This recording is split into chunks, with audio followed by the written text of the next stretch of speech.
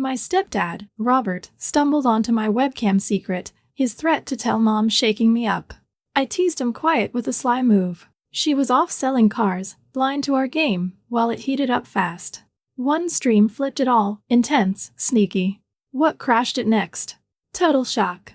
I was halfway through a late-night webcam session in my bedroom in Denver, Colorado, the glow of my ring light bouncing off the walls, when the door creaked open and my stepdad, Robert, stepped in, his face hard as stone. I'd left it unlocked, thinking he was asleep and Mom was still at the car dealership, pushing late sales. The chat was buzzing, tips rolling in, my outfit skimpy but strategic, when he froze, staring at the screen, then at me, and said he knew exactly what I was up to. My stomach dropped, and I hit mute fast, spinning around in my chair to face him, the room dead quiet except for the hum of my laptop. He's a 58-year-old electrician, always tinkering with wires, and now he'd tripped over my secret. I stood up, tugging my robe tighter, and told him to keep it down, that it wasn't what it looked like, but he stepped closer, pointing at the screen, and said he wasn't blind, Mom would flip if she saw this. His voice was low, tight, like he was already rehearsing the lecture he'd give her, and I knew I had seconds to stop this train wreck. I crossed my arms, leaned against my desk, and asked what he wanted to keep it quiet, my tone sharp but steady. He blinked, caught off guard, and said I couldn't talk my way out of this one. I smirked, stepped toward him, and said maybe I didn't need to talk, maybe we could figure something else out. He didn't budge, just stood there, arms crossed, his work boots scuffing the rug, and said I was digging myself deeper. I tilted my head, let the robe slip just a notch, and told him he didn't have to snitch, he could just watch and see where it went. His eyes flicked down, quick, then back up, and he muttered that I was out of my mind. I laughed, soft, and said he hadn't left yet, had he? The chat pinged behind me, viewers wondering why I'd gone quiet, and I turned, unmuted for a second, flashed a grin at the camera, and said I'd be right back with a surprise. Robert's jaw tightened, but he didn't move, rooted by the door. I walked past him, brushing his arm with mine, and grabbed a water bottle from my nightstand, taking a slow sip while he watched. I said he could stay mad or he could play along, his call. He rubbed his neck, said I didn't get how bad this could get, and I stepped closer, close enough to smell the faint tang of solder on him, and told him it didn't have to get bad at all. His hand dropped, hovering by his side, and I saw the crack, hesitation, curiosity, something. Hey, you all out there, ever see a trap snap shut before the bait's even gone? That's where I had him, teetering. Then his phone buzzed in his pocket, a text, probably a work thing, and he pulled it out, glanced at it, breaking the spell. I used the moment, sat back at my desk, and said we'd finish this later, he knew where to find me. He shoved the phone back, shot me a look that could have been anger or worse, and walked out, leaving the door ajar. I unmuted the stream, played it off with a laugh, but my pulse was hammering. He'd seen too much, and I'd just thrown a match on it. Downstairs, I heard him rummaging in the kitchen, and I knew this wasn't over, not by a long shot. The next morning, I shuffled into the laundry room, still in my sleep shorts and a baggy t-shirt, the house quiet with Mom already gone to the car dealership for her Saturday shift. Robert was there, standing by the ironing board, pressing a work shirt, the steam hissing as he moved the iron back and forth. He didn't look up when I walked in, just kept his eyes on the fabric, but I caught the twitch in his jaw, he knew I was there. I grabbed a basket of towels from the dryer, dropped it on the counter loud enough to make him flinch, and started folding, letting the silence stretch. After a minute, he set the iron down, turned it off, and said we couldn't pretend last night didn't happen.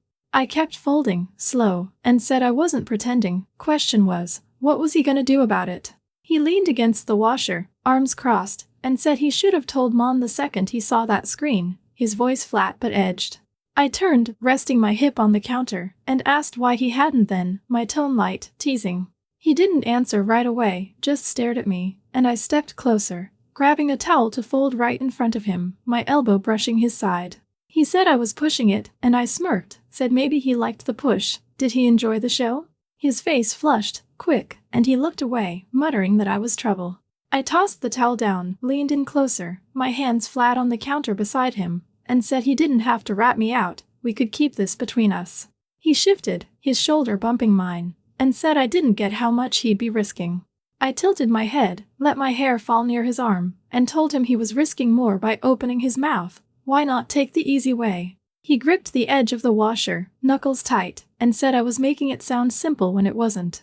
I laughed, stepped back, and grabbed another towel, folding it slow, letting my fingers linger on the fabric, saying it could be real simple if he let it. He watched me, his breathing heavier now, and I turned the dial up, stepping in again, close enough that my leg brushed his jeans, and asked what he thought about last night, really. He said he thought I was crazy, but his eyes stayed on me, not the shirt, and I grinned, saying crazy wasn't a no. I reached past him, grabbed the iron cord, unplugging it slow, my arm grazing his chest, and he didn't move, just stood there, caught. I said he could have walked away last night, but he stayed. Why? He rubbed his face, said he didn't know, and I leaned in, whispering that maybe he wanted to find out. Then the dryer buzzed, loud and sharp, snapping us out of it. I stepped back, grabbed a warm towel, and tossed it to him, saying he could think it over while he finished up. He caught it, held it a second too long, and said I was gonna regret this. I smirked, said we'd see who regretted what, and walked out, leaving him in the steam-filled room. I heard him curse under his breath as I hit the hallway, and I knew I'd hooked him deeper. He wasn't telling Mom, not yet, and I wasn't done reeling him in. By late afternoon, I was in the kitchen, messing with my laptop on the counter, setting up for a quick stream while Mom was still out at the dealership, haggling over sedans. Robert walked in, carrying the toolbox from a morning job, and stopped short when he saw the camera angled on me, my top low-cut but tame enough for a tease. He dropped the box on the floor with a thud, asked what I was doing, and I said just keeping the fans happy. Did he want in on it? He shook his head, said I was nuts, but didn't leave, lingering by the fridge instead. I hit record, flashed a smile at the lens, and started chatting about random stuff, weather, snacks, keeping it light while the viewers trickled in. I glanced at him, saw him grab a soda, crack it open, and lean against the sink, watching me sidelong. I turned up the heat, spinning on the stool to face him, and said live to the camera that I had a special guest today, my helper. The chat lit up, question marks and emojis flying, and I waved him over, saying it'd be fun. He froze, soda halfway to his mouth, and said I was out of my mind, but I patted the stool next to me, grinning, and told him to loosen up, nobody'd know. He hesitated, then stepped over, slow, setting the can down, and muttered that this better not bite him later. I laughed, said it wouldn't if he played nice, and nudged him into frame. The viewers went wild, guessing who he was, asking for more, and I leaned closer, resting my elbow on the counter, my shoulder brushing his, saying he was just here to back me up. He shifted, uncomfortable but stuck, and said something about the soda being flat, his voice stiff. I grabbed the can, took a sip, handed it back, my fingers grazing his, and told the chat he was shy but sweet. Didn't they think so? He shot me a look, half warning, half something else, and I bumped his knee with mine under the counter, keeping it subtle. He didn't pull away, just sat there, letting it roll, and I knew I had him hooked.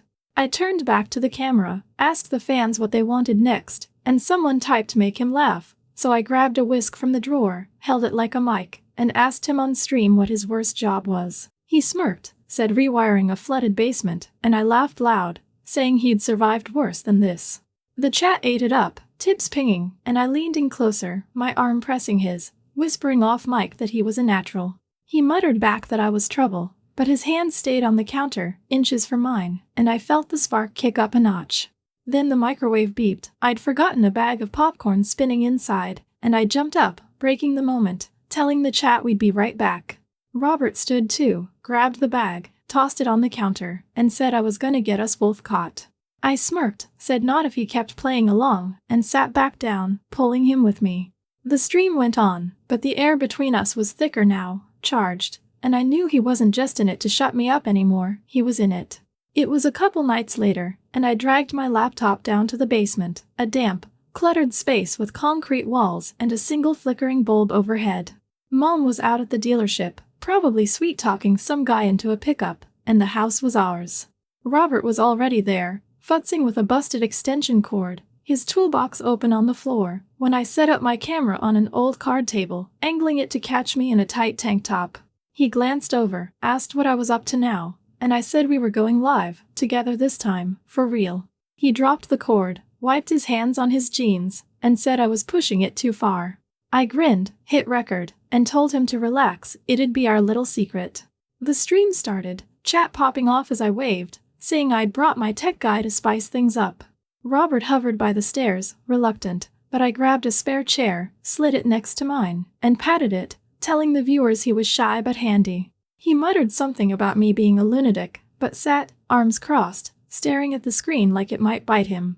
I leaned in, my shoulder brushing his, and asked the chat what they wanted. Someone typed fix something, so I handed him the cord, saying live that he'd show off his skills. He took it, started stripping the wires with a pocket knife, and I narrated, teasing that he was my hero down here. The tips rolled in, viewers loving the vibe, and I shifted closer, my knee bumping his under the table, saying he was stealing my spotlight. He smirked, kept working, and said I'd dragged him into this mess. He wasn't stealing anything. I laughed, rested my hand on the table near his, fingers almost touching, and told the chat he was a keeper. Didn't they agree? He shot me a sideways look, his hand slowing, and I bumped him again, deliberate, feeling him tense but not pull back. The air got heavy, the hum of the laptop the only sound besides our voices, and I knew we weren't just playing for the camera anymore. I turned up the dial, leaning over to grab a screwdriver from his toolbox, my arm sliding across his lap slow, and handed it to him, saying he'd need it. He took it, his fingers brushing mine, lingering, and said I was making this harder than it needed to be. I whispered, off mic, that he liked hard, and he gripped the tool tight, his jaw twitching. The chat kept buzzing, some asking who he was, others tossing flirty comments, and I played along, saying he was my secret weapon, winking at the lens. He finished the cord, held it up, and I clapped, my hand landing on his shoulder, staying there, warm against his shirt. Then a thud hit the ceiling, neighbor upstairs dropping something heavy, and Robert flinched, dropping the cord, muttering that we were too loud. I paused the stream, told the chat we'd had a glitch, and turned to him, saying we were fine, nobody'd come looking. He stood a pace to the stairs, and said this was getting stupid. I smirked, said stupid was fun, and followed him, standing close enough that he stopped, caught between me and the steps. He looked down at me, said I'd ruin us both, and I stepped up one stair, level with him, saying not if we were smart. He didn't move, just stared, and I knew I'd pulled him in deeper. The next evening, I set up in the garage, the overhead light buzzing as I propped my laptop on a workbench cluttered with Robert's tools and spare wire coils. Mom was still at the dealership, probably closing a deal, and the house felt like a ghost town. I'd convinced Robert to join me again, saying we'd do a quick stream to keep the fans hooked. He grumbled but followed me out, pulling on a flannel over his t-shirt, his steps heavy on the concrete floor. I hit record, the camera catching me in a cropped hoodie, and waved, telling the chat my fixer was back for round 2. Robert leaned against the workbench, arms crossed, and said I'd owe him big for this. I smirked, said he'd thank me later. The stream kicked off, viewers piling in, and I handed him a busted flashlight from a shelf, saying live that he'd make it work like magic. He took it, started unscrewing the cap, and I slid closer, my hip brushing his, narrating to the chat that he was the real star tonight. He snorted, said I was full of it, but kept going, popping the batteries out while I rested my elbow on the bench, my arm grazing his side. The tips pinged, comments rolling, some calling him cute, others asking for more, and I leaned in, my shoulder pressing his, saying he was a hit. He glanced at me, said I was the one stirring them up, and I bumped him with my knee, feeling him shift but not pull away. I turned it up, grabbing a wrench from the bench, holding it up like a prop, and asked the chat if they thought he could teach me a trick. Someone typed show her how, so I handed it to him, my fingers sliding over his slow, and said he'd better not let me down. He took it, his hand brushing mine, lingering, and started tightening a loose bolt on the flashlight, muttering that I was a handful. I laughed, leaned closer, my chest almost against his arm, and whispered off mic that he liked handfuls. He tensed, shot me a look, but didn't stop working. The chat went nuts, begging for more, and I played it, saying he was too good at this, maybe too good for me. His hands slowed, the flashlight fixed, and he set it down, turning to face me, his leg pressing mine under the bench. He said, low, that I was making this more than a game, and I tilted my head, my hair brushing his shoulder, saying maybe it had been more for a while. His hand dropped to the bench, fingers inching toward mine, and I shifted, letting them touch, light but electric. The garage felt smaller, the air thick, and I knew we were past pretending. This wasn't just for the camera anymore. Then Mom's ringtone blared from Robert's phone on the shelf. She was calling, asking why the house lights flickered earlier. I froze, heart slamming, and he grabbed it, answering quick, saying he'd tripped a breaker working out here. I muted the stream, waved at the chat with a fake smile, and whispered for him to keep it short. He nodded, told her he'd fix it, hung up, and turned back to me, saying that was too damn close. I unmuted, laughed it off on camera, saying we'd had a power scare, but my pulse was racing. He stayed put, his hand back near mine, and I knew we'd dodged it, but the pull between us was stronger than ever. It was late Friday night, the living room dim with just a floor lamp casting shadows, Mom still out at the dealership chasing a big commission. I'd set up my laptop on the coffee table, camera off for once, just planning the next stream, when Robert came down from his room, a beer in hand, his flannel unbuttoned over a faded tee. He saw me, paused by the recliner, and asked why I wasn't live tonight. I said I needed a break, but maybe he could help me brainstorm. He grunted, dropped into the recliner, and said I'd dragged him into enough already. I smirked, slid the laptop aside, and told him to sit closer. 2 heads were better than 1. He hesitated, then moved to the couch, settling a cushion away, beer still in hand. I shifted, pulling my legs up, my shorts riding high, and asked what he thought about doing a big stream tomorrow, something wild to keep the fans hooked. He took a sip, set the bottle on the table, and said I was obsessed. I laughed, said he was part of it now, leaning toward him so my knee brushed his thigh. He didn't move, just watched me, and I pushed it, scooting closer, saying we made a good team. Didn't he think so? He rubbed his neck, said we made something, all right, and I rested my elbow on the couch back, my arm near his shoulder, letting the silence build. His eyes flicked to me, steady, and I knew he wasn't backing off. I turned the heat up, sliding my hand to the cushion between us, fingers grazing his leg, and said we could plan something fun, keep it our little secret. He shifted, his knee pressing mine, and said I was making secrets hard to keep. His voice was low, rougher now. I leaned in, my shoulder against his, and told him he didn't have to keep them alone. I was right here. He set his hand on the couch, brushing mine, and didn't pull back, his fingers curling slightly, testing. I tilted closer, my hair falling near his face, and said he hadn't run yet. Why not? He said I was too good at this, and I grinned, shifting so my leg draped over his, slow, deliberate. He tensed, his hand sliding to my knee, gripping light, and said my name, sharp, like a line he wasn't sure he'd cross. I swung my other leg over, straddling his lap, knees sinking into the cushions, and rested my hands on his shoulders, feeling him stiffen but not push me off. He said I was nuts, his hands settling on my hips, and I rocked forward, saying maybe he liked nuts, didn't he? His grip tightened, pulling me closer, and I slid my hands down his chest, fingers curling into his shirt, the fabric warm under my palms. The room shrank, just us, the lamp buzzing faintly, and I could feel his breath quicken, matching mine. I leaned back, hands still on him, and said we'd been dancing around this too long, time to step up. He pushed up slightly, shifting me forward, his hands roaming to my waist, tugging me until I was flush against him. I arched, pressing harder, and he groaned, low, his fingers digging in, sliding up my sides slow, deliberate. I twisted, letting one leg slip off, standing between his knees, and pulled him up with me, my hands fisting his flannel. He stood, chest to mine, and I backed him toward the wall, his hands still on me, guiding. We hit it, my back against the plaster, and he caged me in, arms braced, his body pinning mine without closing the gap. I tilted my head, my hand sliding to his arms, gripping, and said he could stop me. He didn't. He leaned closer, his forehead almost brushing mine, and said I was wrecking him. I shot back that he was wrecking himself, staying this close. His hand dropped, tracing my hip, then up to my neck, thumb grazing my jaw, and I pushed into him, my chest against his, feeling him tense. I hooked a leg around his, locking us tighter, and he pressed harder, his other hand sliding under my shirt to my lower back, warm, steady.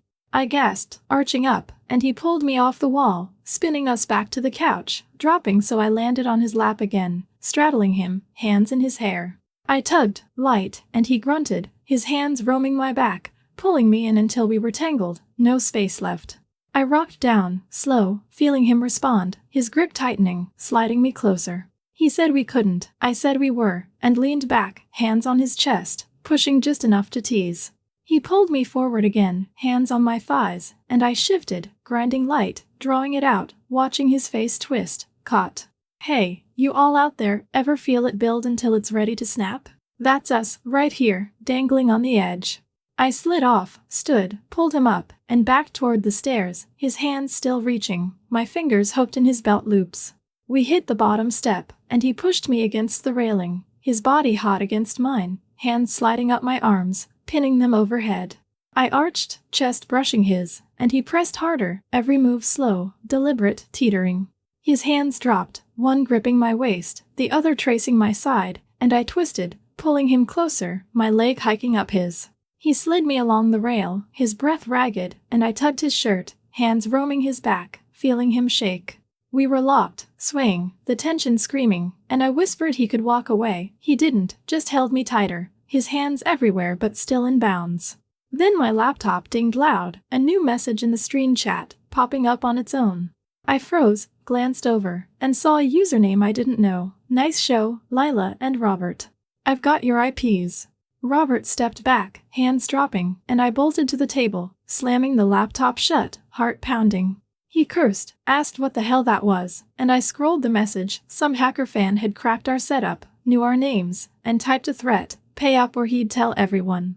Robert grabbed his beer, downed it, and said we were screwed. I stared at the screen, pulse racing, knowing we'd gone too far. The next day, I packed a bag, told them I was visiting a cousin, and split, dumping this online because it's too big to bury.